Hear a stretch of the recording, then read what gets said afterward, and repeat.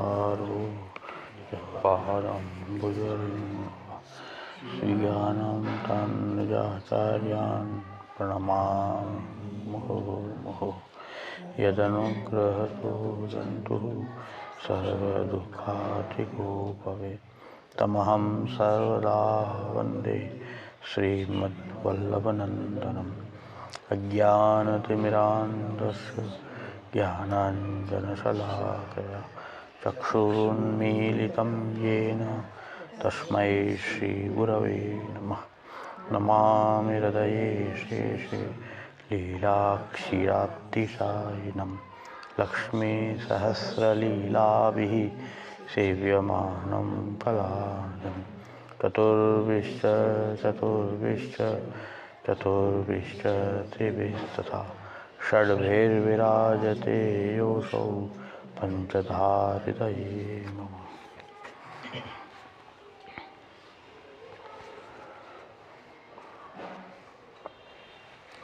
तब से आचार्य जी पूरणमल को आज्ञा देनी, बेगे मंदिर संवराओ।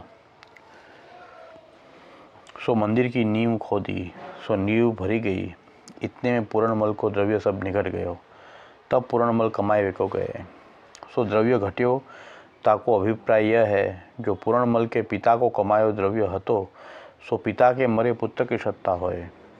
पूरणमल की सत्ता जानी के श्रीनाथ जी अंगीकार किए, परंतु लौकिक मनोरथ करी पिता द्रव्य कमायो हतो, ताते कार्य सिद्ध न भयो।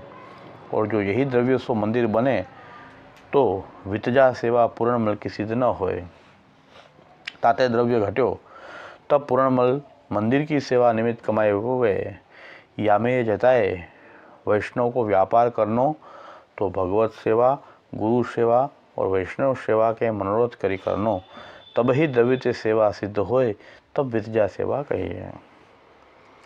पाछे पूरणमल गयो, तब और वैष्णव राजसी कितने ने कही, जो आज्ञा हो तो हम मंदिर समरावें। तब से आचार्य कहे, पूरणमल आए के समरावे को। सो याही थे प्रभु ने पूरणमल को मंदिर संवरावे की आज्ञा दी है, सो पूरणमल को मनोरथ सिद्ध करावनो है।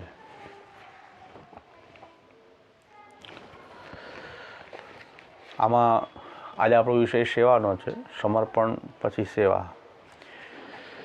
સેવાથી પણ ભગવદ લીલા અનુભૂતિ કરી શકાય છે। જેમ સમર્પણની પ્રક્રિયા જોઈએ તો સમર્પણ તો સેવા માટે જ હોય છે, સેવાર્થ જ હોય છે।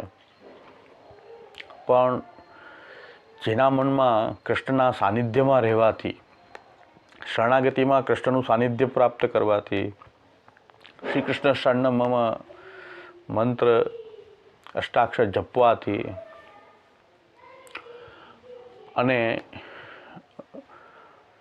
ભગવાનની પૂજા અને શરણાગતિમાં રહીને શ્રી મહાપ્રભુજીના ગ્રંથોનું અવલોકન, આ બધું કરવાથી છેલ્લે શરણાગતિમાં પ્રાપ્તમ સેવેત નિર્મમ જેવી અવસ્થા થાય છે। પ્રાપ્તમ સેવેત નિર્મમ, જે કંઈ સુખ દુઃખ આવે એનો એ નિર્મમ થઈને, એટલે એમાં દુઃખ હોય તો બહુ વિચલિત ન થવું, અને સુખ હોય તો એમાં આટલી અત્યંત હર્ષિત થઈને પ્રભુને ભૂલી જાય એવું ન કરીને જે કંઈ પ્રાપ્ત છે એનો ભોગ કરવો, એવી અવસ્થા શરણાગતિની સૌથી હાઈટ છે। પ્રાપ્તમ સેવે તો નિર્મમ આવી ગયો એટલે એ તો લીલાને અનુકૂળ સ્થિતિ થઈ ગઈ કે પ્રભુની એક લીલા રૂપ બધું જોઈ રહ્યા છે, એમાં છે કે સુખ દુઃખાદી પણ એક લીલા છે। એવો ભાવ આવવાથી, એવો પ્રાપ્તમ સેવે તો નિર્મમ થઈ જાય એટલે એવો ભાવ આવી ગયો કે આ બધી પ્રભુની લીલા ચાલી રહી છે, એમાં સુખ દુઃખ પણ એક કોઈ ભગવાનની આ લીલા છે। તો બધું જ ભગવદ રૂપતા છે। સર્વમ ખલુ ઇદમ બ્રહ્મ, બધું જ ભગવાન છે, કણકણમાં ભગવાન છે। આવું બધું ભગવાનનું મહાત્મ્ય શરણાગતિમાં ભગવત સાનિધ્યમાં રહેવાથી, ભગવત ભક્તોના સંગ કરવાથી, આચાર્યચરણના ગ્રંથોનું અવલોકન કરવાથી, સર્વોત્તમ સ્તોત્રના પાઠ કરવાથી અને શ્રી કૃષ્ણ શરણમમાં રટવાથી, અન્યાશ્રય ત્યાગથી અને પ્રભુ ઉપર દૃઢ વિશ્વાસ કેળવવાથી છેલ્લે પ્રાપ્તમ સેવેત નિર્મમ એ અવસ્થા શરણાગતિની હાઈટ કહેવાય છે।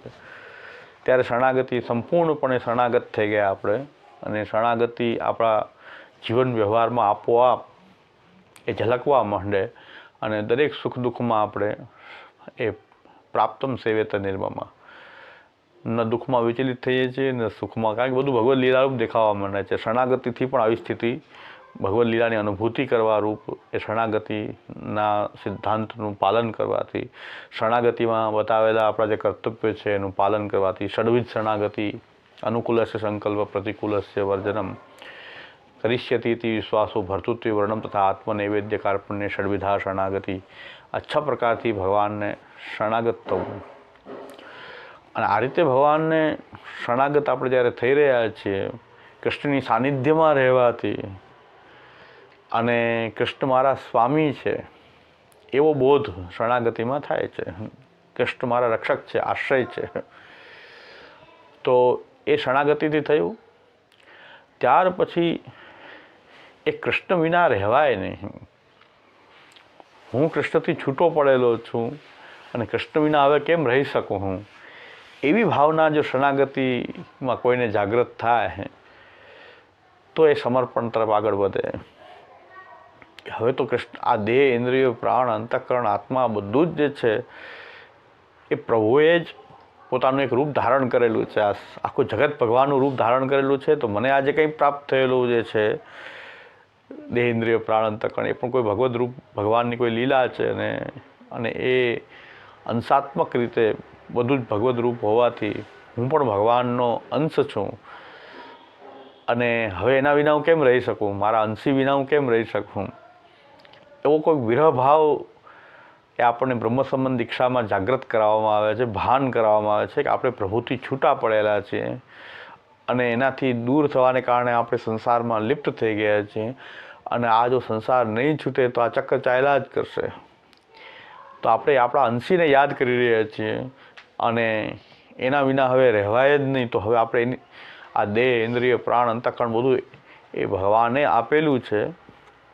પ્રભુએ જ આમ તો એક આ રૂપ ધારણ કરેલું છે.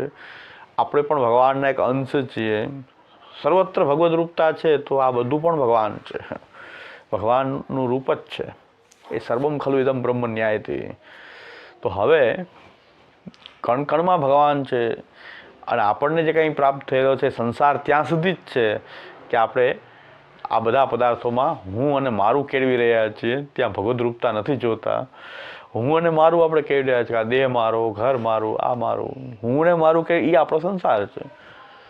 એ હું અને મારાની જે ભાવના જે છે એ આપણને સંસારમાં અનેક જન્મો લેવાનું કારણ પણ આ બે જ વસ્તુ છે, હું અને મારું, અહંતા મમતા. તો અહંતા અને મમતા એ બે જે છે છૂટી શકે એમ નથી.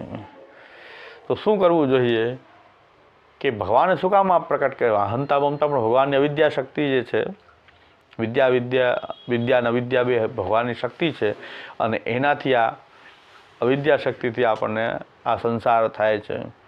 પણ એ ભગવાને એ અવિદ્યા શક્તિનો પ્રયોગ આપણા ઉપર કેમ કર્યો? એ જ લીલા કે ભગવાન આ સંસારમાં જશે, પોતાના જ અંશો એ સંસારમાં જાય, એ સંસાર થાય તો એનો સંસાર છોડવા માટે શાસ્ત્ર પ્રકટ થાય, તો જ પોતે એ જીવને એમાંથી કાઢવા માટે એ વેદરૂપ શાસ્ત્ર આ પ્રકટ કરે, પોતે જ એક વેદરૂપ થઈ જાય, શાસ્ત્રરૂપ થઈ જાય. અને એમાં જે દૈવી જીવો જે છે એમાં પાછા સ્વરૂપાનંદનો પોતે જ એને અનુભવ કરાવવો છે, એને જ એની વચ્ચે આ પોતે પ્રકટ થઈ જાય છે. તો આ આખી લીલા આપણને એ સમર્પણથી સમજાય છે કે હું ભગવાનને સમર્પિત, તો આખું જગત ભગવાનને સમર્પિત છે કારણ કે બધું એનું જ છે. આપણે જેમાં હું અને મારાનો ભાવ કેળવી રહ્યા છે એ જ આપણા સંસારનું કારણ છે. એ આપણા જેને કહેવાય અધોગતિ, નાશ, બધાનું કારણ અહંતા મમતા છે. તો આ અહંતા મમતા જ આપણે જે છે એ આપણા બધા નાશનું કારણ છે. આપણી અંદર રહેલો રજોગુણ એ અહંતા સાથે મળી જાય ત્યારે ક્રોધ પ્રકટ થઈ જાય. આપણો રજોગુણ જ્યારે મમતાથી જોડાય છે ત્યારે કામ પ્રકટ થઈ જાય. એટલે કારણ તો અહંતા મમતા સાથે આપણા અંદર રહેલો રજોગુણ છે જોડાઈ જાય છે, એટલે મમતાથી કામ પ્રકટ થઈ જાય. અને અહંકારથી સાથે રજોગુણ જોડાઈ જાય એટલે ક્રોધ પ્રકટ થઈ જાય. આ કામ, ક્રોધ, સંસાર, આ બધું અહંતા મમતાનો આખો ખેલ છે. પણ એ ખેલ ભગવાનની કોઈ લીલા છે, એવું સમર્પણની પ્રક્રિયા હતી, ભગવાનને સમર્પિત થવા હતી કે ભગવાન સિવાય કાંઈ હતું જ નહીં તો આપણે કોણ ત્યાં, આપણે પણ એના અંશરૂપ હોવાથી એ છૂટા પડ્યા છે એનાથી જ. આ જગત એને ક્રીડા કરવાનું સ્થાન. એ પ્રાચીન બાળકોના વચનામૃતોમાં આવે છે કે આ જગત જે છે એ ભગવાનનું મંદિર છે, એમાં પૂર્ણ પુરુષોત્તમ બિરાજે છે. અને મંદિર ક્યાંથી સિદ્ધ થયું છે? મંદિર શબ્દ વાંદરા કૂદવા માંડે તરત જ. મંદિર શબ્દ આવે એટલે વાંદરા એકદમ કૂદાકૂદ કરવા માંડે. પણ આખું જગતને મંદિર કીધું છે કે આખું આ જગત કણ કણ ભગવાનનું મંદિર છે, કારણ કે એમાં બિરાજે છે પ્રભુ. તરત મજા આવી જાય, વાંદરા વેળા તરત શરૂ થઈ જાય. મંદિર શબ્દ આવતા જ એકદમ આનંદ આવી જાય એમને. પણ પ્રાચીન બાળકોએ એમ કીધું કે આખું આ અક્ષર બ્રહ્મ જ ભગવાનનું મંદિર છે, એ ભગવાનનું બિરાજવાનું સ્થાન છે, કારણ કે એમાં જે બિરાજી રહ્યો છે પુરુષોત્તમ. એટલે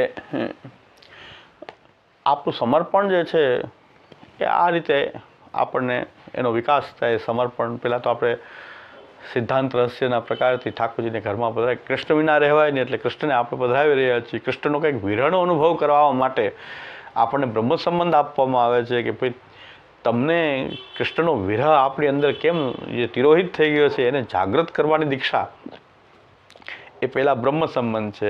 જેની અંદર કૃષ્ણનો વિરહ જાગૃત થયો એ જ સારી રીતે સેવા કરી શકે.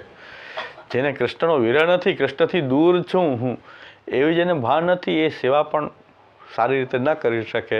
કારણ કે જેને કૃષ્ણ હજારો વર્ષોથી એનાથી છૂટા પડેલા છે, હવે એ કૃષ્ણ વિના રહેવાય નહીં એવો ભાવ જેની અંદર હોય, એ ઠાકોરજીને ભાવ પ્રેમ સંયુક્ત સેવા કરશે.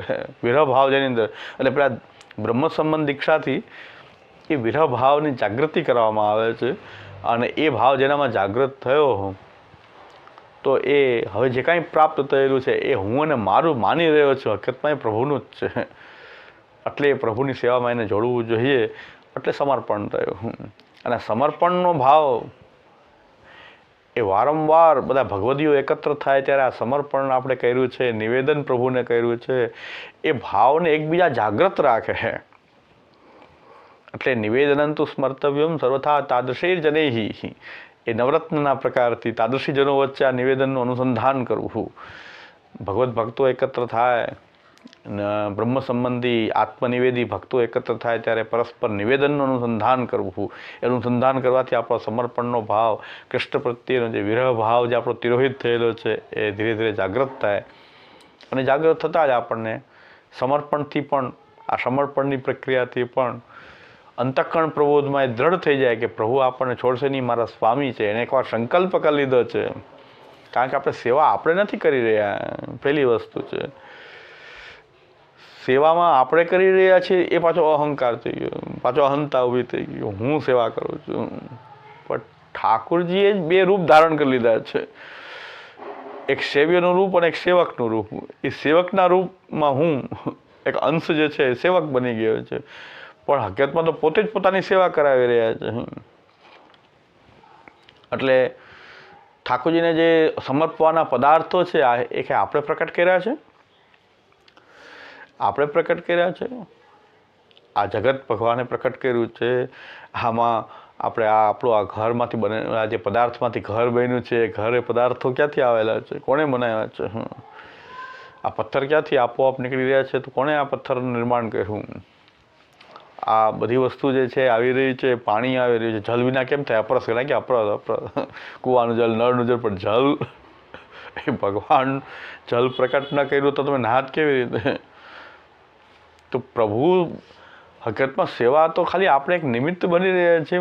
એ આપણા રૂપમાં પણ એ ભગવાનથી છૂટા ન પડ્યા હોય, એક સેવકના રૂપમાં, અંશના રૂપમાં. તો આપણને એક સેવાર્થ જુદા પાડ્યા છે, પ્રભુએ અંશ રૂપ બનાવ્યા છે. એટલે સેવા હકીકતમાં પ્રભુ પોતાની સેવા પોતે જ કરાવી રહ્યા છે. એટલે સેવાનું જે ચિંતા જે છે, સેવા વિષયક ચિંતા શું થશે ને પછી કોઈ નભાવશે કે નહીં ને આ બધી ચિંતા મહાપ્રભુ કે ચિંતા કાપી નખાર્યા નિવેદતાત્મવી કદાપી. સમર્પણનું આ બીજું સ્ટેજ છે કે આવી ચિંતાઓ થાય કે કોણ સેવા કરશે ને કોણ અનુકૂળ થશે કે નહીં, પછી શું થશે. અરે ભાઈ, અત્યારે આ લીલા એ થઈ રહી છે કે ભગવાન જ પોતાની સેવા કરાવી રહ્યા છે. જે રીતે કરાવ્યો છે તે કરાવશે. આપણું કર્તવ્ય છે કે સમર્પિત થઈ અને એની સેવા કરવી, આપણે એને સમર્પિત રહેવું. બાકી કોઈ ચિંતા કાપી નકાર્યા નિવેદતાત્મવી કદાપી, કે આગળ શું થશે, કોઈ કરશે કે નહીં કરે. કે ભાવ રાખો સારી વાત છે, પણ ચિંતા ખરાબ છે. ભાવ રાખવો, મનોરથ કરવો કે પ્રભુ આપણે અંત સુધી આ ઠાકોરજીની સેવા કરાવે, જન્મો જન્મ કરાવે. આ જન્મ નહીં, કારણ કે આપણે પરલોકનું સમર્પણ કર્યું છે અને જન્મો જન્મ આપણે સેવા કરતા રહીએ. જન્મ જ્યાં સુધી થાય તો આપણે જન્મ લેવામાં વાંધો નથી, પણ સેવા મળે. એ સેવાનો ભાવ જે છે એમાં કોઈ ચિંતા ક્યારેય નહીં થાય કે જ્યારે ભગવાન જ સર્વરૂપ થઈને એક મારા રૂપમાં પણ પોતે એક સેવક બનીને પોતાની જ સેવા કરાવી રહ્યા છે. તો આપણે ખાલી આપણો આ અસ્તિત્વ જે છે નહીં તો જીવન તો જીવવાનું જ છે, પણ અસ્તિત્વની સાર્થકતા છે કે આપણે એ બધું કાર્ય બધા સેવા ન હોય તો બધા કાર્ય જીવનમાં કંઈ જીવાશે નહીં, એવું નહીં, જીવવું તો પડશે છે. પણ એ સેવા પ્રભુ સાથે જીવવા મળી રહ્યો છે, એ જીવનની આપણી સફળતા થઈ ગઈ કે આપણને પ્રભુ સાથે જીવવા મળી રહ્યું છે. સેવકો હમ નચા ન થા ઇતિ શ્રી કૃષ્ણદાસસ્ય વલ્લભસ્ય હિતમ વચ અંતઃકરણ પ્રબોધમાં સમર્પણ, કે મારો આ સ્વામીને સેવક ભાવથી હું એની સાથે જીવા કરું. તો આ બધામાં આ રીતે લીલા બોધ આપોઆપ કાંઈક આપણે એક નૂતન ભગવાનની કોઈક લીલા છે કે જેમાં આ સમર્પણની પ્રક્રિયાથી પ્રભુને બધું સમર્પિત કરીએ, નિવેદન કરીએ, પછી બધી વસ્તુ પ્રભુની સેવામાં જોડીએ, સમર્પણ કરીએ. એ સમર્પણથી પણ લીલાબોધ આ રીતે પ્રકટ થાય. અને એ સમર્પણની હાઇટ જોવી હોય તો નિરોધ લક્ષણ છે. તો નિરોધ લક્ષણ જે છે એમાં આ સમર્પણની આપણને હાઇટ જોવા મળે છે કે ભાઈ આપણા દરેક ક્રિયાકલાપોમાં ભગવાન જ ભગવાન ભરાઈ જાય. આપણે જ્યાં જ્યાં જોઈએ ત્યાં આપણા ઠાકોરજીમાં એવો ભાવ થાય કે એ બધે જ એ જ દેખાવા મળે અને ચારે બાજુ એનો જ આપણે અનુભવ કરીએ. સર્વાનંદમયસ્યાપી કૃપાનંદ સુદુર્લભ ક્લિશ્યમાનાન જનાન દ્રષ્ટવા કૃપાયુક્તો યદા ભવેત તદા સર્વમ સદાનંદમ હૃદિસ્તમ નિર્ગતમ બહિ.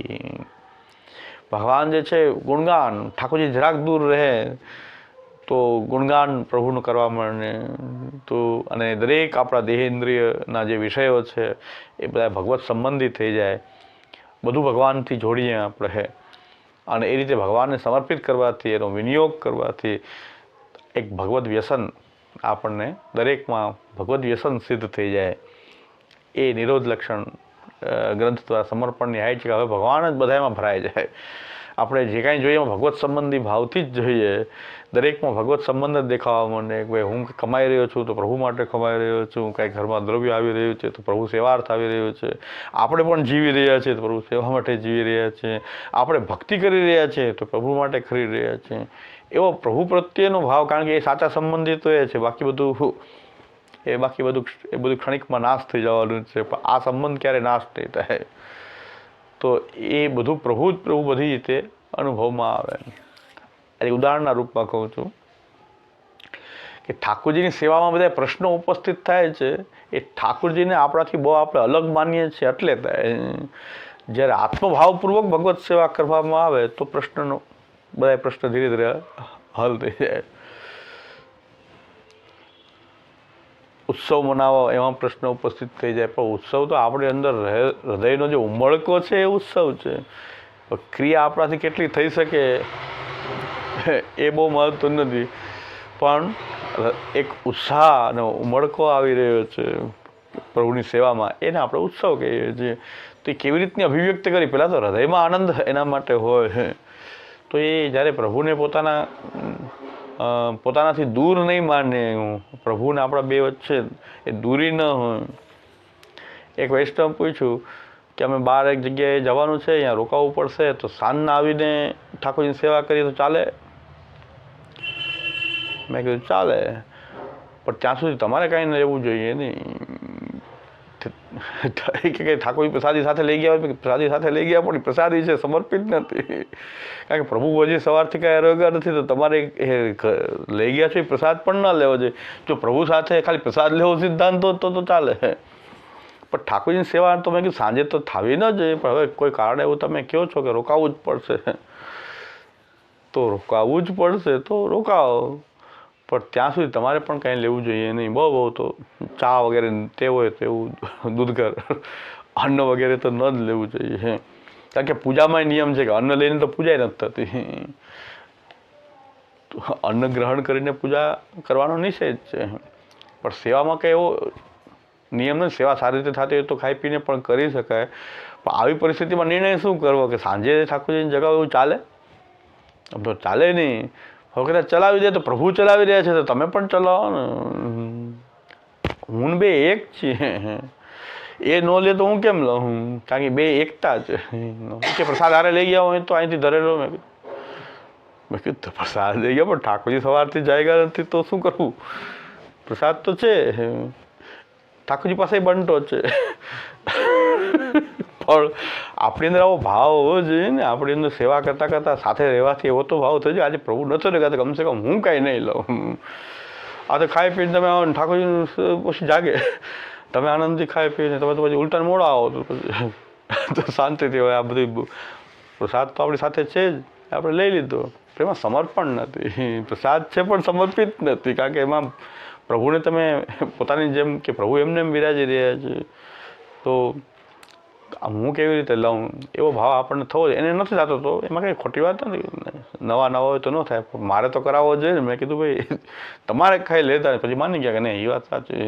મેં કીધું ચાલે ખરું. બધી કોઈ આપતકાલીન પરિસ્થિતિઓમાં એવી પરિસ્થિતિ આવી જાય કે સવારથી ઠાકોરજી ન જાગે તો એ દિવસે કમસે કમ આપણે તો ઠાકોરજી આરોગ્ય પછી લેવું જોઈએ ને. કારણ કે સેવકો હું સેવક છું. અંતઃકરણ પ્રબોધમાં આપણે કહે છે સેવકો હમ ન ચાન્યતા ન લૌકિક પ્રભુવત કૃષ્ણો દ્રષ્ટવ્ય કદાચન. એ લૌકિક સ્વામી જેવા નથી એટલે તરત દંડ આપી દે એવું નથી, પણ એનો દુરુપયોગ તો ન કરાય. તો કમસે કમ આટલું રાખીએ તો સેવા થઈ શકે. આપતકાલ આવી ગયો તો ઠાકોરજી એમને બિરાજે તો હું પણ નહીં લઉં. આપણે કંઈ ન લઈએ બસ, તો સમર્પણ છે આપણું પ્રભુ સાથે. પ્રભુ ચલાવી દેશે. ચાલો આજે ભલે સાંજે એવું મંગલા થાય. આટલું ધ્યાનમાં આવે તો બધું સમજાય કે જેમ આપણે ઠાકોરજી રહે એમ. હું નો એમ ઠાકોરજી નહીં, આપણા ઠાકોરજી રહે એમ મારે રહેવું છે. આ સમર્પણ થઈ ગયું. હવે કોઈ પ્રશ્ન ન આવે. બધા પ્રશ્ન લગભગ હલ થઈ જવા જોઈએ કે ભાઈ સાથે જ રહેવું છે. આલોક પરલોક આ જન્મ નહીં, જન્મ સાથે રહેવું છે. તો કમસે કમ કંઈક પ્રભુ સાથે રહેવાની રીત આ છે કે એ જે રહે એમ હું રહીશ. ને એવો ભાવ આવી ગયો તો ન ઉત્સવ નડે ને પ્રવાસ નડે ને. તમે જગતભરમાં ગમે ત્યાં જાઓ કોઈ પ્રવાસ પણ નડે નહીં. કારણ કે પ્રવાસમાં મોડા વહેલું થાય તો ઠાકોરજીને પણ થાય. તો આપણે એ રીતે ઠાકોરજી સાથે રહે. જે પ્રભુનો ભોગ ધરીએ, કાંઈ સખડી ન બનાવી શક્યા તો મેવો ધરી દીધો તો મેવો લઈને રહે. કાંઈ વાંધો નથી. રાજભોગમાં સખડી આવવી જોઈએ એવો કોઈ નિયમ નથી. પણ પ્રભુ જે આરોગ્ય એ લેવું જોઈએ. આવા ઘણા પ્રશ્ન કરતા હોય છે. આત્મભાવ નથી આવતો પ્રભુમાં સાથે રહેવાનું ને. આવો આત્મભાવ નથી આવતો પ્રભુમાં કે આપણે બે એક છીએ. અલગ એને અલગ રાખવા, આપણે અલગ રહેવું એવી રીતે નહીં. એ જેમ રહે એમ હું રહું. કારણ કે મારું આદિદેવિક રૂપ છે આ તો. એટલે ઘણા પૂછે કે ઠાકોરજી એક વસ્તુ કરી દે પણ પ્રવાસમાં ગયા હોય તો ઠાકોરજી એક વસ્તુ કરી દે તો ચાલે? મેં ચાલે. પછી મેં કીધું તમારે ચાલશે? ના અમે તો પછી હોટલમાં લઈ લઈએ. હવે હોટલમાં બાકી તો એમ કેમ ચાલે? તો આ પૂજા પદ્ધતિ છે, આ સેવા પદ્ધતિ નથી. ઠાકોરજી એક વસ્તુ ધરે પછી હોટલમાં લઈ લે. એવા પ્રશ્ન કરે તો એમાંથી મને આ બધું મળે કે શું પ્રશ્ન જાગૃત થાય. પૂછે પાછા. મેં કીધું પૂછવાનો પ્રશ્ન થાય હોટલમાં હું કેમ કહું કે ખાઈ રહ્યો? મેં કીધું ના હવે બંધ કરવાની ટેવ પાડવી પડશે. ઠાકોરજીને ચાલે એ તમારે લેવું જોઈએ. બસ એ ટેવ પાડવી જોઈએ. પધરાવ્યા જ છે ઠાકોરજી તમે તો તમારે સમર્પિત રહેવું જોઈએ. હવે તમે ઠાકોરજીને એક વસ્તુ ધરી રહ્યા છો ને અમે બાકીનું હોટલમાંથી લઈ લઈશું. ફરવાનો એક આપણે શોખ છે.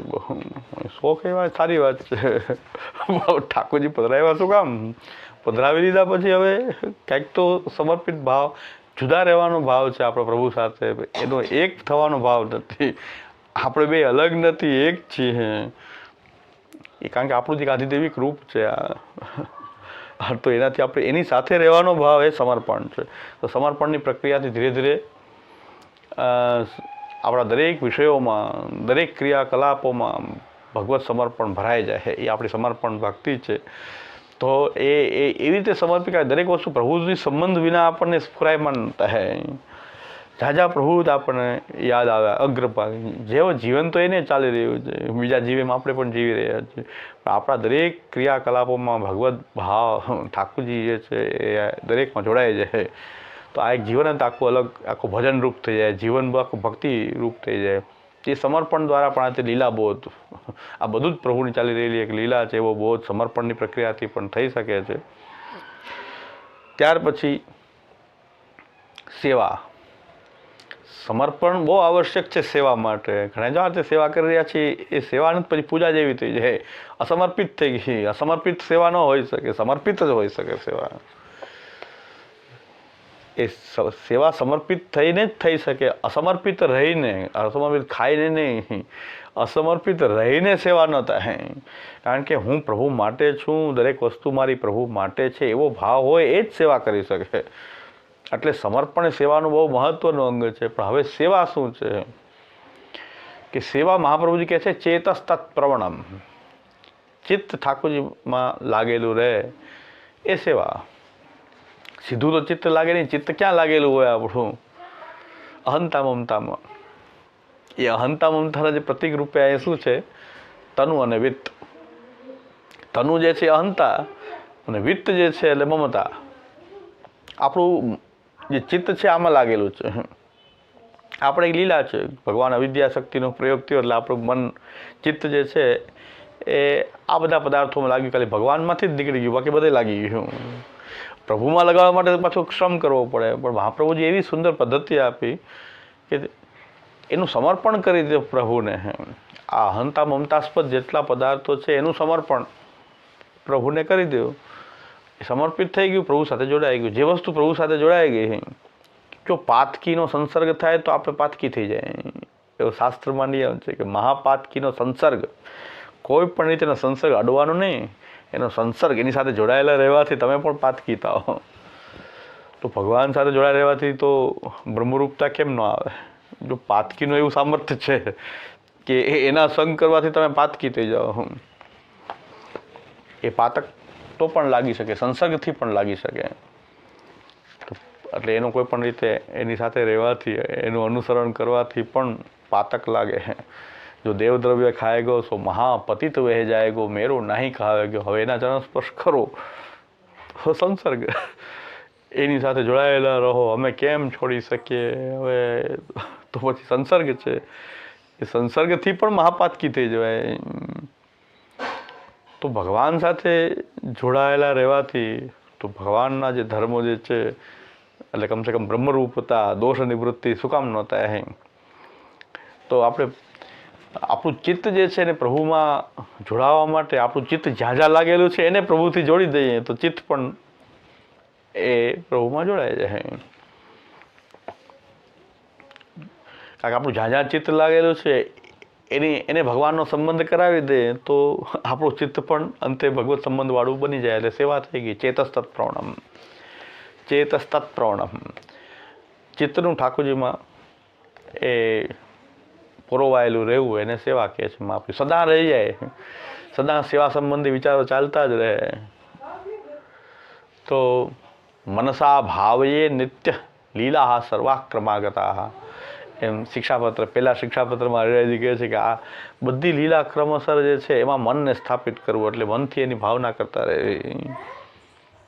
આપણે જે સેવાઓ જે કરી રહ્યા છે વર્ષક્રમની, એનું ધ્યાન કરતા રહીએ. એને હવે ઠાકોરજીનું શું અત્યારે હવે શીતકાલ આવશે, શીતકાલ ચાલી રહ્યો છે, હવે આ કરાવશું, આ સામગ્રી કરશું, હવે આગળ ખેલના દિવસો આવશે એની તૈયારી કરીએ. તો આ રીતે સતત આપણે આપણું ચિત્ત જે છે કે ખેલના દિવસોમાં નવા નવા વસ્ત્ર બનાવવા પડે.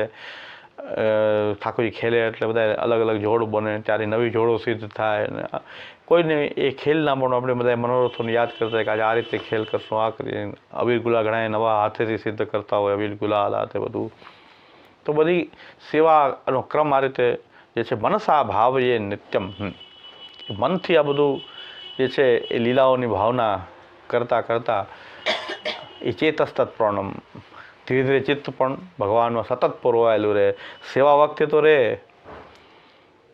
વખતે તો કોઈ પણ સેવા કરવા ઠાકોરજી ત્યારે ચિત્ત ઠાકોરજીમાં ન હોય ને તો સેવા થાય જ નહીં.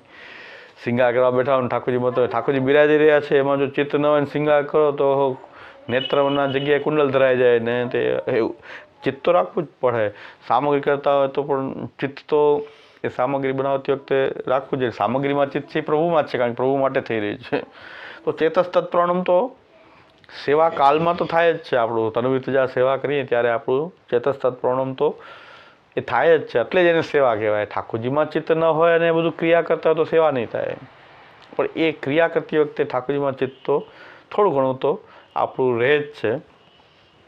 વાર્તા પ્રસંગમાં એમ આવે છે કે મા બેટા ઠાકોરજીની સેવા કરતા તો એ પુત્ર કમાવા માટે ગયો. પહેલાં એ રીતે બહાર જવું પડતું, ઘણા દૂર જવું પડતું.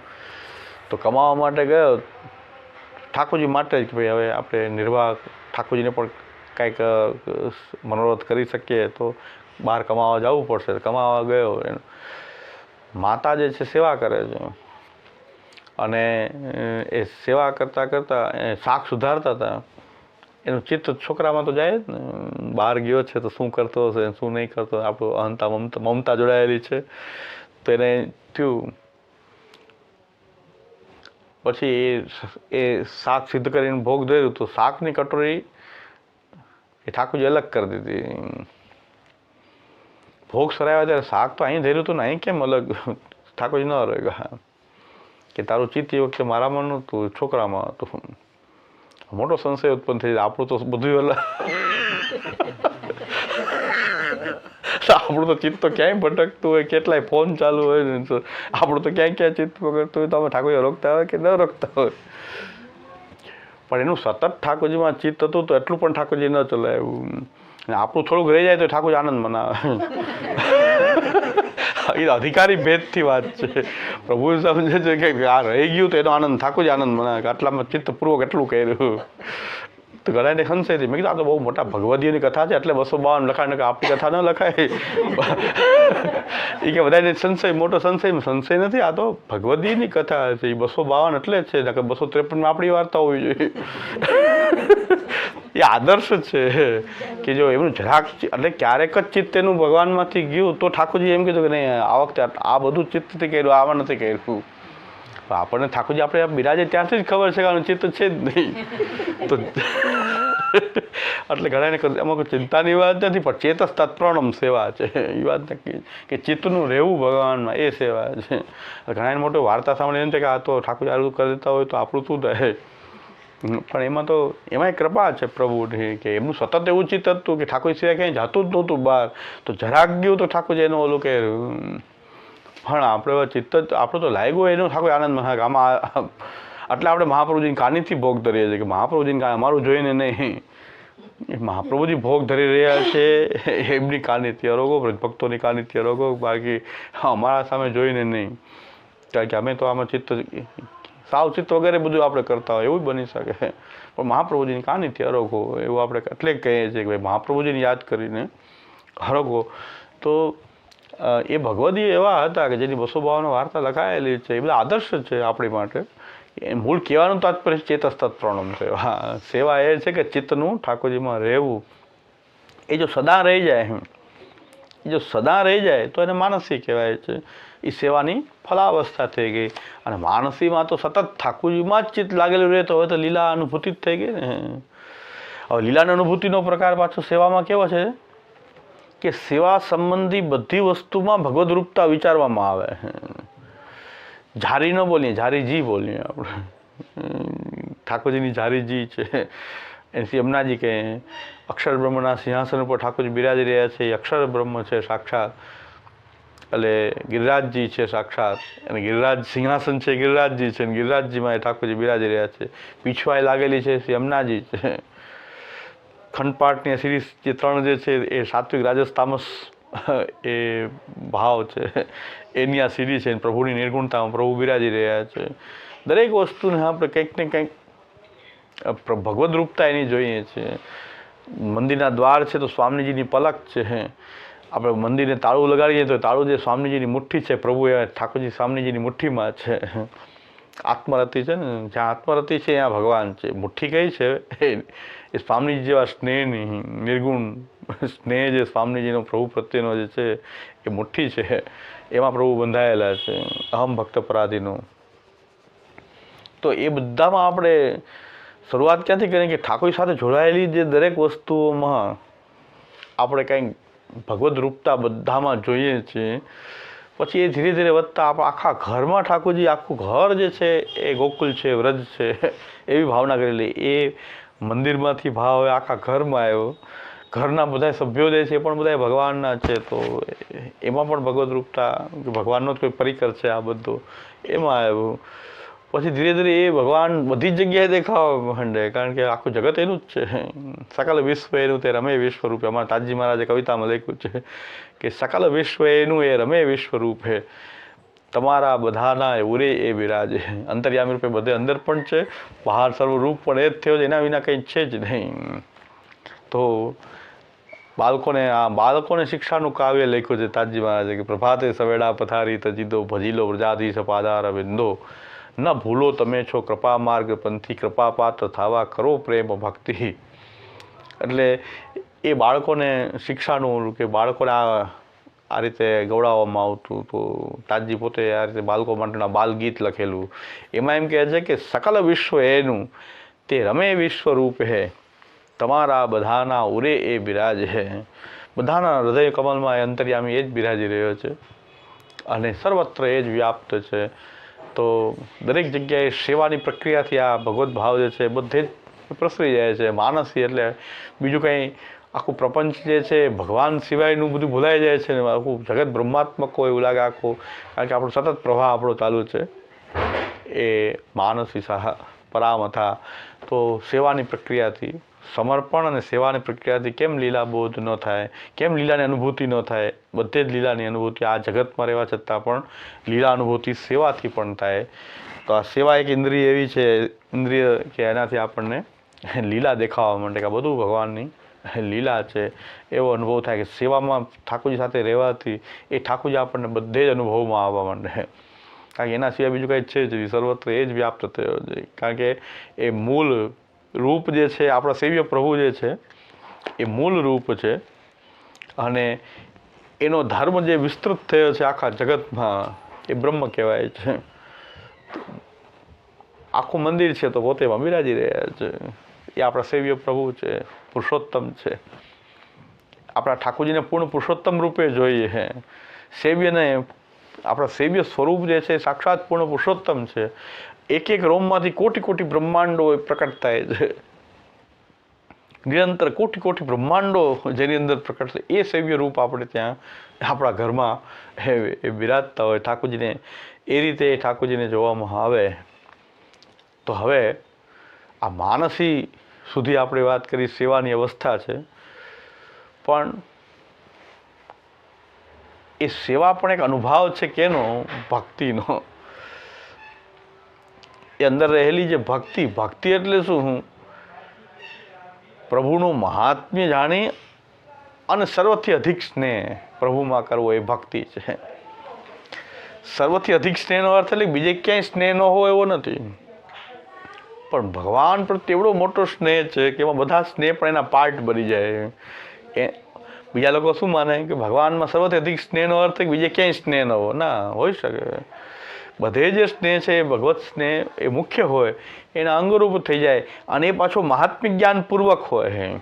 બ્રહ્મ પરમાત્મા ભગવાન છે એવા મહાત્મ્ય જ્ઞાનપૂર્વક એ સર્વાત્મા ભગવાન છે, હરિ છે, ઈશ્વર છે એમ ભાગવત કહે છે. એ મહાત્મ્ય છે એનું, એ મહાત્મ્ય સહિત સ્નેહ પ્રભુમાં થઈ જાય તો એને ભક્તિ કહેવાય. તો સેવા પણ એક ભક્તિ જ છે. ભક્તિ ભાવને વ્યક્ત કરવાની જે આપણી જે પદ્ધતિ, અનુભવ છે એ સેવા છે. એટલે આપણું સમર્પણ એ પણ ભક્તિભાવ મૂલક હોય. આપણી શરણાગતિ જે છે એ પણ ભક્તિનો અંગરૂપ હોય કે મને આગળ પ્રભુની ભક્તિ પ્રાપ્ત થાય એવી કામનાવાળી શરણાગતિ છે આપણી. તો બધામાં ભક્તિભાવ જે છે એ મુખ્ય છે. એટલે ભક્તિ પણ એક કે સેવા કરી રહ્યો છું તો ભક્તિ આપણા અંદર રહેલી ભક્તિનો અનુભાવ પ્રકટ થાય, અથવા સેવાથી મારી ભક્તિની એ વૃદ્ધિ થાય કે ભાઈ મને પ્રભુનો મહાત્મ્યપૂર્વક સ્નેહ, મહાત્મ્ય ભૂલા વગરનો સ્નેહ નહીં. ભગવાનને તમે પુત્ર ભાવ રાખો, પણ એ ભગવાન છે ભૂલા વગર. ભગવાનને ભૂલા વગર બધા ભાવ આપણે કરી શકીએ સર્વભાવ પ્રભુમાં, પણ એ બ્રહ્મ પરમાત્મા ભગવાન સાક્ષાત પૂર્ણ પુરુષોત્તમ છે, એ ભૂલાવવું ન જોઈએ.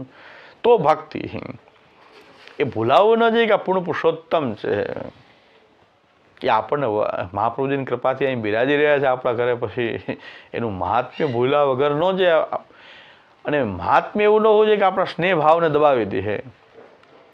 એ પ્રકારનું જે બેલેન્સ જે છે એ નિર્ગુણ ભક્તિ છે, નિર્ગુણા ભક્તિ છે. કે ભાઈ અમે એમને ખબર છે કે આ પૂર્ણ પુરુષોત્તમ છે, ભગવાન છે, છતાં પણ અમે એને પલને ઝુલાવી શકીએ. એ ભક્તિભાવ છે આપણો, કે એને પલના ઝુલાવી ત્યારે આપણે ભૂલતા નથી કે આ બ્રહ્મ પરમાત્મા ભગવાન નથી, એવું આપણે નથી કહેતા. કારણ કે પલનાના કીર્તનમાં જ આવે છે કે નિજ બ્રહ્માંડ સો પાલન હો, એ ઝુલાવત ઝૂલત ઝુલાવન હાર. આખું એક બ્રહ્માંડ જેનું પાલનું છે ને, બધાને ઝુલાવી રહ્યો છે આ બ્રહ્માંડમાં, એ પલનામાં ઝૂલી રહ્યો છે. એવું કીર્તન પલનાનું. આ બ્રહ્મભાવ ભૂલ્યા વગર પલના ઝૂલી રહ્યા છે. આ નાનું બાળક નથી ઘોડિયામાં ઝૂલી રહ્યું છે, આપણે જાણીએ જ છીએ. અમારી આ ભક્તિભાવ છે કે અમે ભગવાન અમને પોતાના બાલ ભાવનો આનંદ આપવા માંગી રહ્યો છે, તો અમે બ્રહ્મભાવને ભૂલ્યા વગર અમે બાલ ભાવની મજા માણી શકીએ છીએ. એ ભક્તિની એક ઘણા લોકો શું છે, કિશોર ભાવમાં મગ્ન થાય, બાલલીલા ન માણી શકે, બાલલીલાવાળાને કિશોર લીલા ન માણી શકે. તો મહાપ્રભુજી તો કહે છે કે આપણી ભક્તિ એવી ન હોવી જોઈએ કે તમારો મહાત્મ્ય, પ્રભુનું જે મહાત્મ્ય જ્ઞાન જે છે એ ભૂલ્યા વગર તમે એ બધા જ ભાવો પ્રભુ સાથે તમે એને માણી શકો. એ ભાવ આપણો મૂળ, આપણી ભક્તિ એવી પ્રકારની ભક્તિ છે કે આપણી નિર્ગુણા ભક્તિ જે છે કે એ મહાત્મ્ય જ્ઞાનપૂર્વક સર્વથી અધિક સુદૃઢ સ્નેહ, એ ભક્તિ. હવે આ ભક્તિ જે છે એ ત્રેધા ભક્તિ માર્ગ ઉચ્ચતે. મહાપ્રભુજીએ 3 પ્રકારથી ભક્તિ માર્ગ બતાવ્યો છે. ભગવત સ્વરૂપનું બાહ્ય ભજન અને આંતર ભજન, આ 2 ભજન થયા. અને ત્રીજું છે નામાત્મક ભાગવતનું પાઠ કરવો, શ્રવણ કીર્તન સ્મરણ કરવું, એ નામ ભજન છે. આ ત્રણેય ભક્તિ છે, ત્રેધા ભક્તિ માર્ગો. 3 પ્રકાર છે ભક્તિ. ભક્તિ માર્ગ અહીં 3 પ્રકારે થઈ રહી છે ભક્તિ. ભગવત સ્વરૂપનું બાહ્ય ભજન એટલે આપણી જે તનુવૃત્તિજા સેવા, આંતર ભજન એટલે કથાકાલમાં પણ એ સ્વરૂપની ભૂલ્યા વગર એ સ્વરૂપની સ્ફૂર્તિ રહેવી. હરિર મૂર્તિ સદા ધ્યેયા સંકલ્પાદ પિતત્રહી. એટલે કથાકાલમાં પણ આપણને આપણા પ્રભુ જે છે એની લીલાઓનું અવગાહન થાય છે, એનું ધ્યાન, એનું સ્મરણ, એ જે છે ભાગવતમાં બહુ સુંદર વાત કહેવામાં આવી છે. અહીં કહેવામાં આવ્યું છે કે ભાગવત શરૂ કરવામાં આવે, પણ મેં કીધું ભાગવત એ જ્યારે શરૂ કરશું ત્યારે પછી એ અમરનાથ, પછી ભાગવત રોકાય નહીં. ભાગવત તો ક્યારે પૂરું થાય, પૂરું જ નહીં થાય. એવું આપણે જ્યારે બીજા બધા વિષયો જે લેવાના છે એ આપણે બધા લઈ લે. પછી મેં કીધું ભાગવત પ્રભુ કૃપા કરશે તો આપણે ભાગવતનું અવગાહન કરશું. પણ ભાગવત શરૂ થઈ પછી તો એ તો આજીવન છે ને, સેવાયામ વા કથાયામ. પણ ત્યારે કંઈક લેશું. મનોરથ તો છે, તો શ્રી મહાપ્રભુજી કૃપા કરે તો આપણું થશે મનોરથ. પણ ઘણા કીધું ભાગવત શરૂ કરવામાં આવે. ભાગવત તો ઘણા ચાલુ જ છે, ઘણી જગ્યાએ ચાલુ જ છે. ભાગવતમાં એક લિમિટેડ એ રાખવું પડે કે પછી જેટલા આ છે એમાંથી એકેય વધવો ન જોઈએ. ભાગવતમાં તો ક્લાસમાં મેં અનુભવ કરેલો જ છે. 7 સર્વણીનો ક્લાસ પૂરો થાય પછી હવે ભાગવત શરૂ કરશું. 10 જણા હતા, ભાગવત શરૂ થાય એટલે એકબીજાને કહી દેતા કે તમને કહું છું ભાગવત શરૂ થાય છે, તમે બીજા કોઈને કહેતા નહીં. એ બધાએ 4-4ને કીધું 40 જણા થઈ ગયા, 40-50 જણા થઈ ગયા. 7 પકડવામાં 10 જ હતા અને 50 કેમ થઈ ગયા? ખબર કેમ પડી ગઈ ભાગવત ચાલુ થાય છે? મેં પાછું શાસ્ત્રાર્થ પ્રકરણ ચાલુ કરી દીધું, નમો ભગવતે તસ્મૈ કૃષ્ણાય અદ્ભુત કર્મણે રૂપ નામ વિભેદેન જગત કીર્ત્યું, પાછા બધા બંધ થઈ ગયા. એમ 3 વાર શાસ્ત્રાર્થ 3 વાર શ્રવણીને કર્યું, ભાગવત ચાલુ નહોતું. ભાગવત ચાલુ થાય તો બીજા લોકો આવી જાય. એટલે ભાગવત જ્યારે શરૂ કરવાનું થાય તો બીજા બધા જે કોઈ દી આવતા ન હોય, ભાગવતમાં શું એવો રસ છે એ ખબર નહીં. કે એમ છે કે ભાગવતની કથા થાય છે કે શું થાય, પણ ભાગવત જ્યારે આપણે કરશું એ કથા નહીં થાય, બહુ અઘરી રીતે પછી એમાં કોણ ટકે એ સવાલ છે. કારણ કે દરેકે એ ભાગવત જે છે એનું શાસ્ત્રાર્થ આપણે સ્કંદ પ્રકરણ અને અધ્યાયાર્થ, શાસ્ત્રાર્થ સ્કંધાર્થ પ્રકરણ અધ્યાયાર્થ જે છે એ બધાને બોલવાનું પડે, બધાએ યાદ કરવું પડે, બધાએ પ્રકરણ કયા પ્રકરણમાં કયું ચાલી રહ્યું છે બધાને યાદ હોવું જોઈએ. કારણ કે ભાગવત જે છે કાંઈ કાંઈ કથા નહીં થાય કે પછી પછી રૂકમણી હરણ થયું ને પછી રૂકમણી વિવાહ થયો ને આ થયું ને પછી એમ બધા એમ કે કથા શરૂ થશે. ભાગવત કથા નહીં, ભાગવત તો એક એવો વિષય છે કે આપણે એનું મંથન કરવું જોઈએ, જેથી મહાપ્રભુજી જે કહ્યું છે એ પ્રકારથી શાસ્ત્ર સ્કંદ પ્રકરણ અધ્યાય કમસે કમ 4 ઉપર વધારે કોન્સન્ટ્રેટ કરીને આપણે ચાલીએ કે જે આપણો આનો વિષય છે, નિબંધનો વિષય છે, ભાગવતાર્થ નિબંધ. 4 ઉપર ભાર પડે, 4 બધાને ન સમજાય ત્યાં સુધી આગળ ન વધી શકે. આ અધ્યાય ચાલી રહ્યો છે, આમાં શું કથા છે, કથા પાછી ઘરે વાંચીને આવવાની, કથા તો થશે જ નહીં. કથા ભાગવતમાંથી ઘરે જોઈ લેવાની, પછી એ કથાનું વિશ્લેષણ અહીં આપણે કરશું કે શાસ્ત્ર સ્કંદ પ્રકરણ અધ્યાય એના આધારે એને આ કથાને આપણે કયા અધ્યાય છે તો એમાં કયું પ્રકરણ ચાલી રહ્યું છે એના આધારે આપણે બધાએ લાગશે જ નહીં કે ભાગવત ચાલે છે કે બધા ક્યાં ભાગવત છે કે શું છે. તો પછી એમાંથી 10માંથી કેટલા રહી સવાલ છે. કારણ કે ઓલું ભાગવત ટેવ પડી ગઈ કથાની, કથા થોડી ફૂટ્યા કાન તોય ના આવ્યું બ્રહ્મનું જ્ઞાન. ભાગવત કથા થોડી ફૂટ્યા કાન તોય ના આવ્યું બ્રહ્મનું જ્ઞાન. તો એ પ્રકાર ટેવ પડી ગઈ બધાને ભાગવતની કથા કે હે પછી આ સુખદેવજી રાજાને વર્ણન કરે છે કે હે રાજન, સુખદેવજી રાજાને વર્ણન કરે છે કે હે રાજન, પરમ આશ્ચર્ય થયું છે. એટલે એવો મનોરથ છે ભાગવતો બધાએ મહેનત કરવી પડે કે ભાઈ એને અધ્યાય વાંચીને આવવાનું, એ અધ્યાય કયા પ્રકરણ અનુસાર છે એની સંગતિ કરવાની, 1-2 વખત બતાવી દેવામાં આવશે કે ભાઈ આ રીતે છે, પછી કામ બધાએ કરવાનું. અને જો વધારે સારી રીતે કરી શકીએ તો થોડા અધ્યાય આપણે બધાએ વેચી લેવા જોઈએ કે આટલા અધ્યાય જે છે એ અમે તૈયાર કરશું, આ અધ્યાય તો 10 અધ્યાય બોલે 10 અધ્યાય થઈ જાય. એક અધ્યાયનું વિવરણ એક જણો કરી દે, એ શાસ્ત્ર સ્કંદ પ્રકરણ અધ્યાયાર્થ સહિત. એટલે આપણું કામ કેટલું, અને એ કોણ કરી શકશે? શાસ્ત્ર શ્રવણીને ભણ્યો હશે તો જ થશે, નકર થશે નહીં. એ નિશ્ચિત છે કે શાસ્ત્ર શ્રવણીને નહીં ભણ્યો હોય તો નહીં કરી શકે. એવું ભાગવત શરૂ કરશું તો એ આજીવન પછી ચાલ્યા કરશે.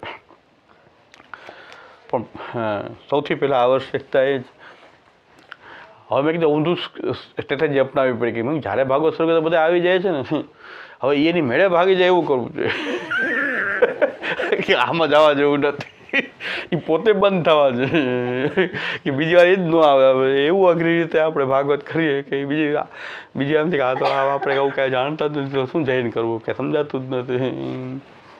અને જેને સમજાતું છે થોડું ઘણું જેને શાસ્ત્ર સરોવરીને કર્યું હોય તો એને સમજાય કરવું. એ પાછા ઘરે બધી એક્સરસાઇઝ કરે તો સમજાય ને, ઘરે અધ્યાય જોવે, એની સાથે શાસ્ત્ર સ્કંદ પ્રકરણનો શું અર્થ છે એ જોવે, એવું કરીને અહીંયા આવે તો સમજાય, ને કે શું સમજાય. કથા તો કરવાની જ નહીં, કથા તો બધે વાંચી લેવાની, જે પુસ્તકમાં છે ભાગવતમાં એ ઘરે એ કથા તો વાંચી લેવાની. પણ એમાંથી શું મહાપ્રભુજી શાસ્ત્રાર્થ પ્રકટ કરે, શું પ્રકરણનો અર્થ કરે છે, શું એ અધ્યાયનો અર્થ થાય છે, એ આપણે વિચાર કરશું. એ આપણે અહીં વિચાર કરવાનો, ભાગવતના ક્લાસમાં એટલો જ વિચાર કરવાનો. શાસ્ત્ર સ્કંદ પ્રકરણ અધ્યાય એટલે એ નિબંધથી સંસ્કૃત હશે એનું ભાષાંતર હું કરી દઉં. બીજું જે સંસ્કૃત કારિકાઓ મહાપ્રભુજીની છે જેનું આપણે ભાષાંતર કરી દઈએ.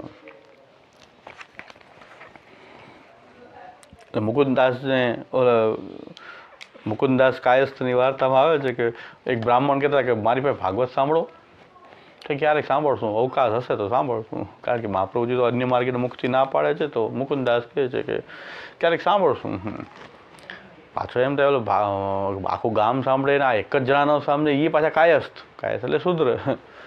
અને એ આપણી મારે બ્રાહ્મણની કેમ વલ્લભાચાર્યજીના સેવક છે ને મારી ભાગવત નો સાંભળે, તો પાછા ક્યારેક હવે તો સાંભળો ભાગવત, કે ભાઈ અવકાશ હશે ત્યારે સાંભળશું. પછી ચોપટ રમવા માંડે, તો બ્રાહ્મણ કીધું હવે પકડો આને. બ્રાહ્મણ કે ચોપટ રમવાનો ટાઈમ છે ને ભાગવત સાંભળવાનો ટાઈમ નથી, તમે તો ભક્ત થઈને, તમે તો વૈષ્ણવ સંપ્રદાયમાં થઈને તમને ચોપટ રમવાનો ટાઈમ છે, ભાગવત સાંભળવાનો ટાઈમ નથી. તો મુકુંદાસે ત્યારે એમ કીધું કોઈક સમય આવશે ત્યારે અવકાશ જોશું ત્યારે આપણે ભાગવત કરશું. એટલે હું એમ જ કહું કે અવકાશ આવશે ત્યારે કરશું.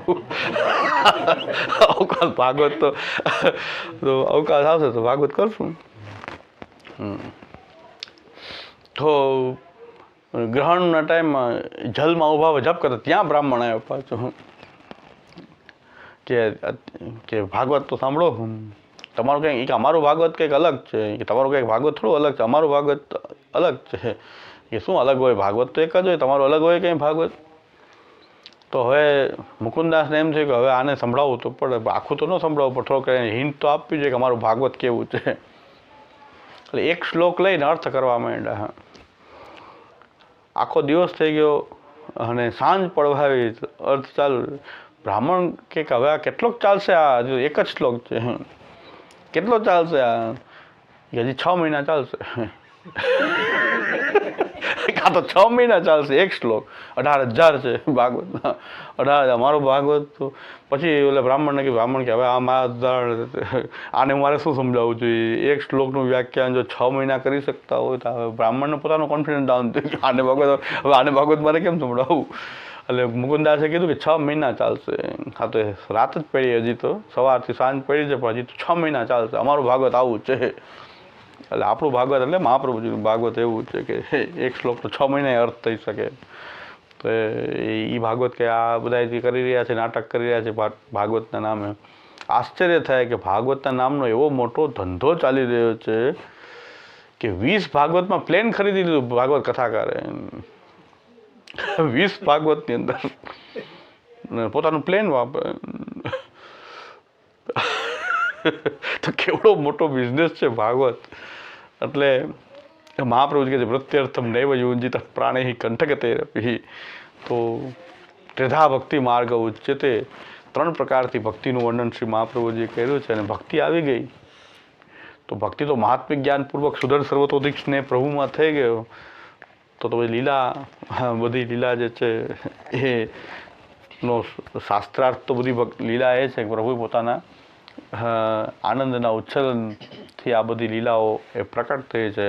અને ભક્તિ હોય, ભક્તિ ભાવ જે છે એની વૃદ્ધિ કેમ કરવી, તો આપણે ત્યાં ભક્તિવર્ધની, ચતુશ્લોકી, યમનાષ્ટક અને જલભેદ આ 4 ગ્રંથો દ્વારા આપણા ભક્તિ માર્ગને આપણે સમજવો જોઈએ કે ભક્તિ જે છે એની અંદર ભગવાનના સ્વરૂપનું બાહ્ય ભજન અને એ ભગવાનના ગુણોનું ગાન કરતી વખતે એ સ્વરૂપની સ્ફૂર્તિ સહિત આપણે પ્રભુના આપણા સેવ્ય સ્વરૂપના સ્મરણપૂર્વક આપણે ગુણગાન કરીએ ત્યારે એ ભગવત સ્વરૂપનું આંતરભજન, એનું ધ્યાન કરીએ.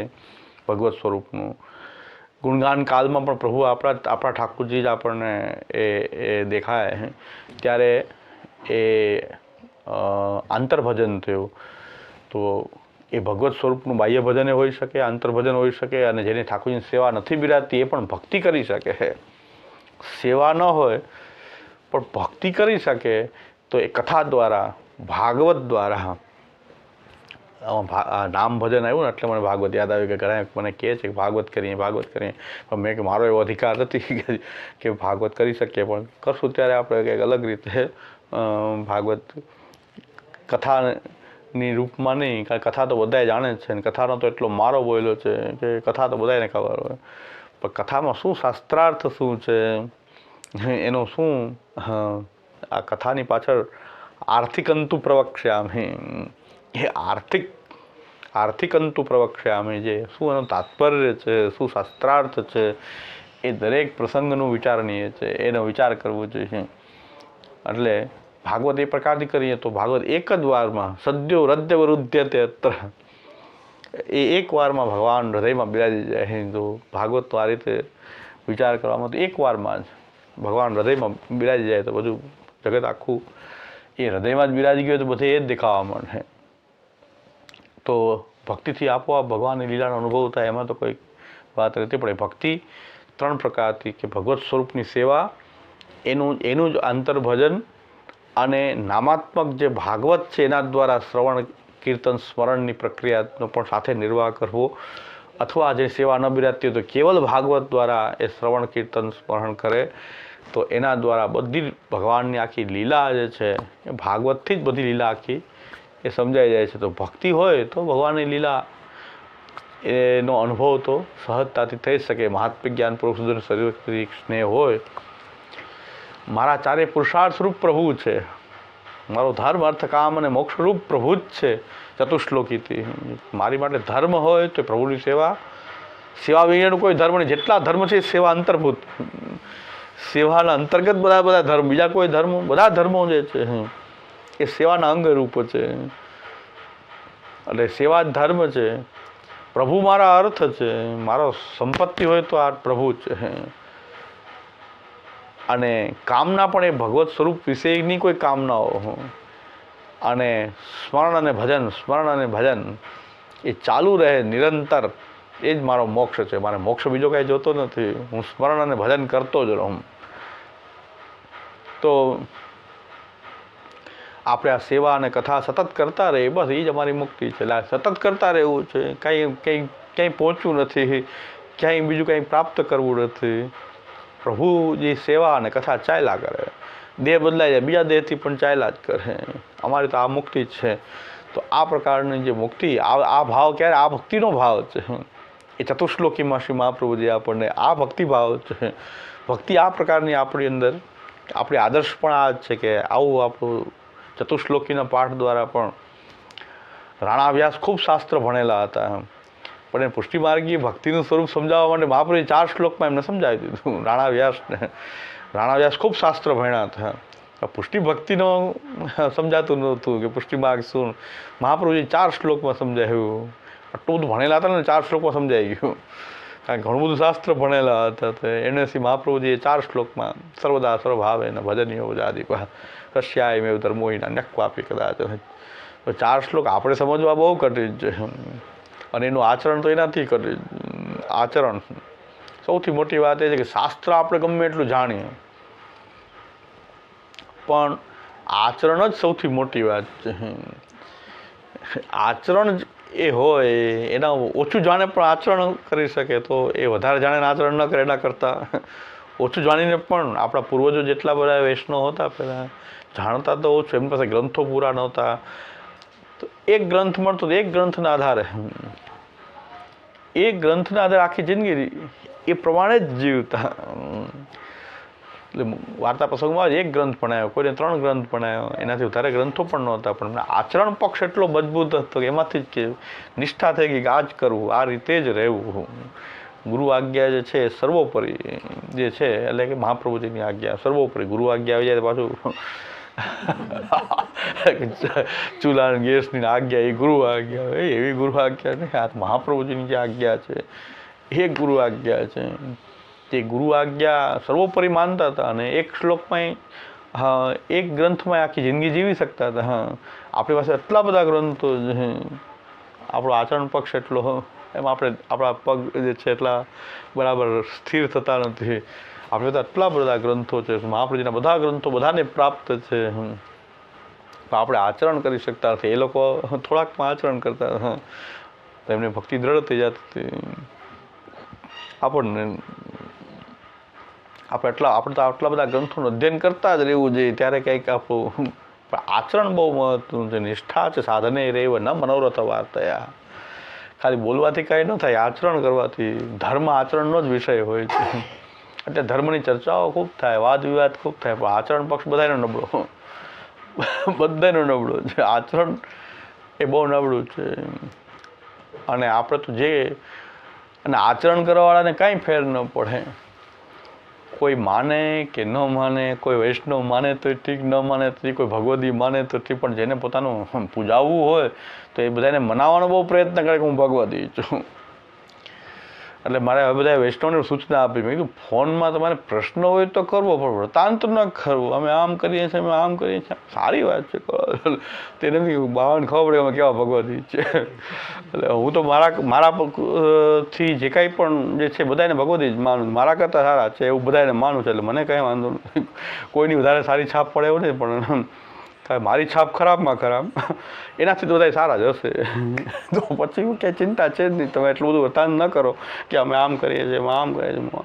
એટલે મેં ઘણા પ્રશ્ન કરે છે, પણ મેં કીધું હવે એક સૂચના હવે જાહેરમાં જ આપી દઈને વાયરલ પ્રવચનમાં કહી દઉં, ભાઈ તમારે પ્રશ્ન હોય તો એક બે લીટીમાં જે પૂછવાને પૂછી લો, પણ તમે આખા કથા કરી રહ્યા છો એ તમારી કથા છે, એના કરતાં ભગવત કથા કરો ને તમારી કથા શું કામ? કારણ કે એ તો તમારી કથા છે આ તો, અને એમાં શું પૂછવું છે ખબર જ ન પડે. એટલે એવા રત્ન મારી પાસે તો ઘણા છે, એવા રત્ન છુપાયેલા રત્ન છે. પણ હવે મેં કીધું એની પાસે શ્યામુદા પહોંચી ગયા, શ્યામુદા મને ફોન પડે કે આ કોણ છે? મેં કીધું અમારા બધા છે રત્ન. શ્યામુદા કે મારી પાસે કલાક સુધી એને પૂછ્યું, પણ એને શું પૂછવું હતું હું સમજ્યો જ નહીં. એ કે મારી પાસે એટલી બધી કથા કરી પણ કે મને એ ન સમજાણું કે એને શું નથી સમજાતું, કારણ કે બધું એને સમજાતું હતું અને એ જ બધું પૂછતા હતા કે જેને સમજાયેલું હતું. અને વારે વારે આપનું નામ દેતા હતા કે પુરુષોત્તમ આમ જ કહેતા હતા, પણ કે એ કહેતા હતા તો હું એ જ કહું છું. તો હવે એનો અર્થ પૂછવું છે તમારે શું એ કહો. એટલે બધા પોતાની કથા વધારે કરે છે. આવા મહાપુરુષો સામે આપણે આપણી કથા કરીએ, એની પાસેથી ક્યાંક લે તો ત્યાં પહોંચીને આપણે આપણી કથા લંબાવી દઈએ. એના કરતાં એમની પાસેથી ક્યાંક મેળવ્યું હોય તો કલાકમાં કેટલો ફાયદો થાય. એટલે બધા જ મેં કીધું તમે બધા જ ભગવદી છો, ખૂબ સારી રીતે પુષ્ટિમાર્ગી જીવન જુઓ છો, સિદ્ધાંત નિષ્ઠ છો, એ બધી મને ખબર છે, પણ તમારે પૂછવું એટલો ફોન કરો તો સારું. આ તો આખું વૃત્તાંત છે આ તો બધું. હું બધાને પાછું એમ જ કહ્યા કરું, ફોનમાં તો એ સમજે નહીં, ફોનમાં એમ કહું હા તમે શ્રી મહાપ્રભુજીની કૃપા, તમે બહુ સારા છે એમ તો કહું જ નહીં. શ્રી મહાપ્રભુજીની કૃપા, હા આપણે કંઈ કરી શકતા હોય તો મહાપ્રભુજીની કૃપા, તમે એટલું કરી શકો છો તો મહાપ્રભુજીની કૃપા તમારી ઉપર છે. કારણ કે એનો અહંકાર શા માટે વધારવો આપણે કે તમે નાના ખરેખર તમે ભગવદી છો. મહાપ્રભુજીની કૃપા છે કે તમે આટલા સમયમાં આવું આચરણ કરી શકો છો, બસ તમારી પર શ્રી મહાપ્રભુજીની કૃપા. તો એટલે એક વાયરલ પ્રવચનમાં આપણે મૂકવાનું છે કે આપણે આપણી કથા ભક્તિ નથી ને તો આપણી કથા વધારે થાય, અને ભક્તિ હોય ને તો ભગવાનની કથા થાય. ભક્તિ ન હોય પોતાની કથા, પછી ગ્રંથ ભણીને પોતાની કથા કરે. એટલે ભક્તિ આવી તત્વ છે કે જે ભક્તિ તો ભગવાનને જોવે. એટલે શ્રી મહાપ્રભુજી પણ સુરદાસજીને કહી દીધું કે તમારી કથા બંધ કરો ને, સુર વહે કે કાય કો ઘિઘિયા, તો હું પતિતન કો ટીકો પતિતન કો નાયક. મહાપ્રભુજી કહે સુર વહે કે કાય કો ઘિઘિયા, તો ભગવદ યશનું ગાન કરો, ઠાકોરજીના આટલા અનંત યશ છે એનું ગાન કરો ને. આ તો આપણે તો છીએ જ એવા પતિત છે, બધા જ છીએ. હું પતિતન કો ટીકો, હું પતિતન કો નાયક, કાંઈ વાંધો નહીં, પણ જેસો તેસો તિહારો એમ કહો ને, બધું એકસાથે આવી ગયું ને આમાં. જેવા છીએ એવા, જેસો તેસો તિહારો, આપના છીએ જેવા છીએ તેવા છીએ, પણ આપ મહાન છો, આપ મહાન છો. હમણાં જ જે મેં પ્રવચનમાં કીધું કે ઘણા પુરુષોના લગ્ન જીવન હોય ને, બધા લગ્ન જીવન પછી બધા મળતા હોય ત્યારે એમ જ કહેતા હોય કે પોતાની પત્નીનું ગુણગાન એવું કરતા હોય, આ તો હું છું તો સાચવી શકું, બીજા કોઈની તાકાત નથી. એ બધાનો અનુભવ બધા એમ જ કહેતા કે આ તો હું છું તો આ બધી ટેકું ન ખાવા. કારણ કે એક જગ્યાએ મારું મુકામ હતું ને, મને એ બેન મને પોતાની કથા ખૂબ કહેતા હતા કે હું 1 મિનિટ શું નહીં, બપોર સુવાય થોડું, પુષ્ટિમાર્ગી બપોર સુવાય, પુરુષોત્તમ સહસ્રનામનો પાઠ કોણ કરે, ત્રિવિધ નામાવલી કોણ કરે. મેં કે તમારો ભાવ ખરેખર કહેવાય કે સેવા કર્યા પછી તમને બપોર સુઈ જાય તો આ કોણ થાય, પુરુષોત્તમ સહસ્રનામ ત્રિવિધ નામાવલી સુવાય થોડું, સુવાનો સમય છે આ. ગજબનો તમારો ભાવ છે. એ બધી વાત મારી સાથે રોજ કરે, મારો મુકામ એની કરે. એના પતિએ મને એક દિવસ એમ કીધું કે આપણે જ્યાં આ બહાર વોકિંગમાં પધારો ને. મેં કીધું હા આવો, હું ભેગો આવું. તો એ ભાઈ મારી ભેગા આખી રસ્તા એનું આખું વર્ણન કર્યું. મને કે જેટલું બોલે એટલું બધું ખોટું. એ મને કે બધું ખોટું છે આ. મેં કીધું હું પ્રભાવિત તો થઈ ગયો કે આટલો બધો ભગવત ભાવ હોય તો. મને એવું કાંઈ નથી, આ બધું આ ત્રાસ ફેલાવી રાખ્યો છે, આખા ઘર ઉપર ત્રાસ ફેલાવી રાખ્યો છે. એટલે આ એક અનુભવ છે. એટલે આપણે કે પતિ એમ કહે ને કે આ તો હું સાચવી શકું છું, એમ આપણા ઠાકોરજી આપણે કરી રહ્યા છે કે એ જ સાચવી શકે એમ, કે અમારો સ્વામી એટલો સમજ છે કે અમને સાજા ભાગે અમે એટલા બધા હીન છીએ. ભક્તિભાવ આવે તો આપણી અંદર એવો ભાવ આવે કે આપણા સ્વામી એવા છે કે આપણને જેમ લૌકિક પતિ પણ એમ કહેતા કે અમે આને સાચવીએ છીએ બાકી આ તો કાંઈ સચવાય.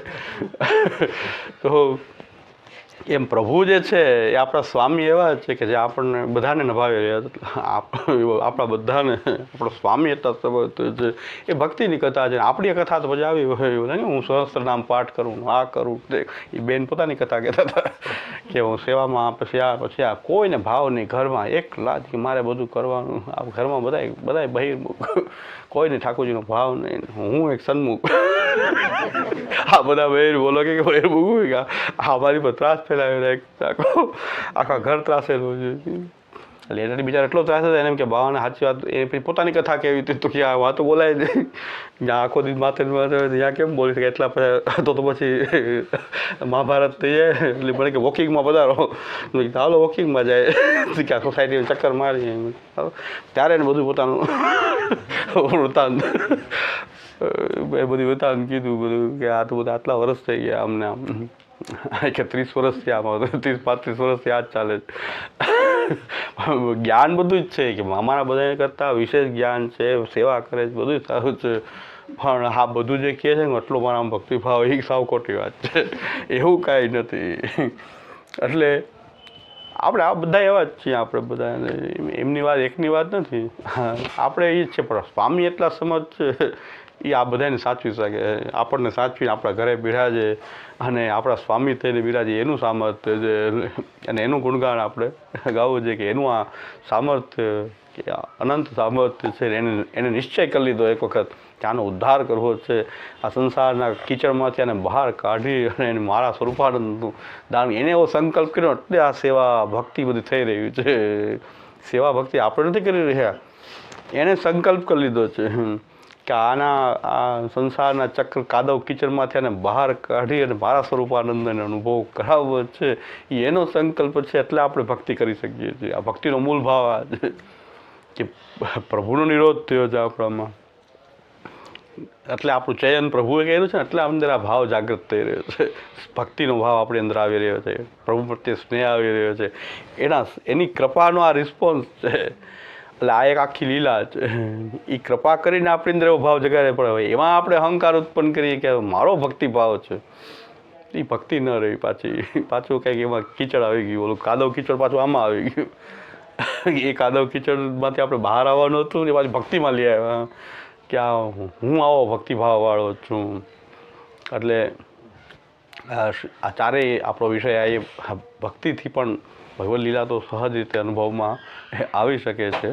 અને હવે પૂનમ નક્ષત્રની વાર્તા આપણે પાછી આગળ આટલું જ આ મુદ્દા સમજાવવા માગે છે કે આ ચારનો વિકાસ થાય આપણી અંદર, શરણાગતિનો, સમર્પણનો, સેવાનો અને ભક્તિનો, તો ભગવદ લીલાની અનુભૂતિ આપણને એમાંથી આપણે જોઈએ. શરણાગતિમાં, સમર્પણ, સેવા અને ભક્તિમાંથી જોઈએ તો લીલા દેખાય, નહીં તો આખું આ જગત જે છે એ જ દેખાય છે આપણને. દડૈન ચરણ કેરો ભરોસો શ્રી વલ્લભ નખ ચંદ્ર છટા બિન સબ જગમાં જ અંધેરો ભરોસો साधन और नहीं आ कली में जासु हो सूर कहा कहे द्विविध आंधरो बिना मोल को चेरो भरोसो दृढ़ न चरण केरो भरोसो. श्री वल्लभाजी, श्री गोपीनाथ जी, श्री गोसाई जी.